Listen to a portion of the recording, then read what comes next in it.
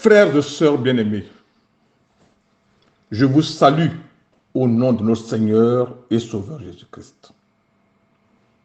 Aujourd'hui, nous commémorons la fête des Rameaux, c'est-à-dire l'entrée triomphale de Jésus-Christ à Jérusalem en route vers sa passion. La fête des Rameaux est caractérisée par 3 éléments et tient son explication dans le fait que sur son passage à l'entrée de Jérusalem, beaucoup de gens avaient étendu leurs vêtements sur le chemin et d'autres des branches qu'ils avaient coupées dans les champs, d'après Marc 11, le verset 8. C'est le premier élément. Des vêtements et des branches sur le passage de Jésus. Ceux qui précédaient et ceux qui suivaient Jésus criaient « Hosanna, béni soit celui qui vient au nom du Seigneur. Béni soit le règne qui vient, le règne de David, notre Père. Hosanna dans les lieux très hauts. » Marc 11, 9 et 10. C'est le deuxième élément. Les cris de joie, Hosanna, que poussait la foule. Troisième élément, Jésus, le roi des Juifs selon les Écritures, entre à Jérusalem assis sur un ânon, accomplissant ainsi la prophétie de Zacharie. Sois transporté d'allégresse, fille de Sion. Pousse des cris de joie, fille de Jérusalem.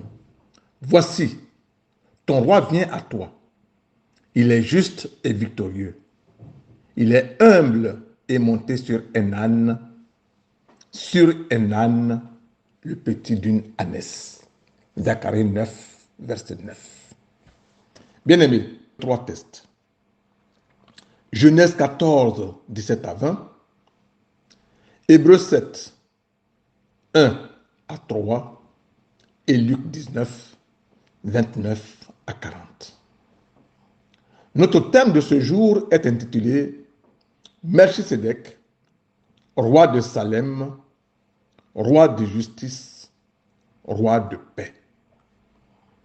Il est tiré des versets 1 et 2 de Hébreux 7 qui disent, en effet, ce Melchisédek, roi de Salem, sacrificateur du Dieu très haut, qui alla au-devant d'Abraham lorsqu'il revenait de la défaite des rois, qui le bénit et à qui Abraham donna la dîme de tout, qui est d'abord roi de justice, d'après la signification de son nom, ensuite roi de Salem, c'est-à-dire roi de paix.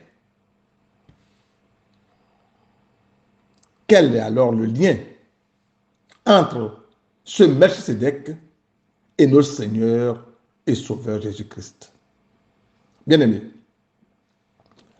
les 2 premiers textes que nous venons de lire parlent du personnage nommé Melchisédek. Qui est-il? Les versets de méditation, c'est-à-dire Hébreux 7, 1 et 2, nous le présentent comme roi de Salem, sacrificateur du Dieu très haut. Il bénit Abraham et Abraham lui donna la dîme de tout. Il est roi de justice, d'après la signification de son nom. Ensuite, roi de Salem, c'est-à-dire roi de paix. Salem est un mot dérivé de shalom, c'est-à-dire paix. Il signifie ville de paix et correspond aujourd'hui à la ville de Jérusalem, qui est aussi appelée Salem dans le psaume 76, le verset 2. Sacrificateur. Melchisédek est à la fois roi et sacrificateur, c'est-à-dire serviteur de Dieu ou prêtre. C'est-à-dire qu'il communiquait à son peuple les ordres de Dieu et offrait à Dieu les sacrifices et les prières du peuple. Abraham, qui était prophète, l'a reconnu comme tel. C'est pourquoi il lui offre la dîme de ses revenus en signe d'adoration et de reconnaissance. Dieu très haut, en hébreu El Elyon. Ce nom désignait chez les Phéniciens le Dieu suprême, C'est lui qui a créé le ciel et la terre. C'est bien le Dieu unique et non pas seulement un Dieu supérieur aux autres que Melchisedec adore sous ce nom, puisqu'Abraham peut l'identifier avec Jéhovah, son Dieu. Bien-aimé, les paroles de l'auteur de l'Épître aux Hébreux, dans le verset 3 de l'extrait que nous avons lu, qui dit « Qui est sans père, sans mère, sans généalogie, qui n'a ni commencement de jour, ni fin de vie, mais qui est rendu semblable au Fils de Dieu, ce Melchisedec demeure sacrificateur à perpétuité, fait le lien entre Jésus-Christ et Melchisedec. Melchisedec est semblable au Fils de Dieu, c'est-à-dire qu'il préfigure Jésus-Christ, le Fils de Dieu.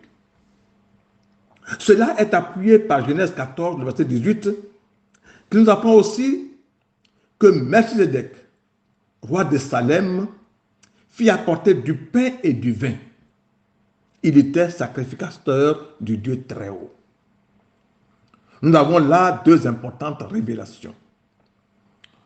Nous notons d'abord que Melchisedec apporte le pain et le vin, qui sont des éléments d'alimentation convenables pour Abraham et sa suite, pour qu'ils reprennent des forces et se remettent de leur fatigue. Il est important de remarquer que Jésus-Christ a aussi nommé les mêmes éléments, pain et vin, comme son corps et son sang, qui sont vraiment de la viande et de la boisson pour l'âme, éléments essentiels de la Sainte Seine. Nous notons que Melchisedec est aussi sacrificateur. Le sacerdoce qu'il exerçait, il le tenait de sa piété personnelle. Personne ne l'a ordonné à cette charge. Et c'est sous cet angle que l'Épître aux Hébreux le compare à Jésus, qui lui non plus n'était pas sacrificateur par droit d'hérédité, comme c'est le cas pour les descendants de Lévi, mais par la puissance de la vie éternelle qui était en lui.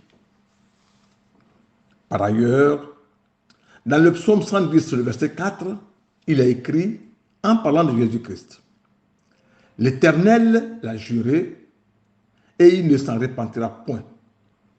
Tu es sacrificateur pour toujours, à la manière de Melchisedec. » Melchisedec est donc présenté ici comme le type du Messie, en ce qu'il réunissait les deux charges de la royauté et de la sacrificature.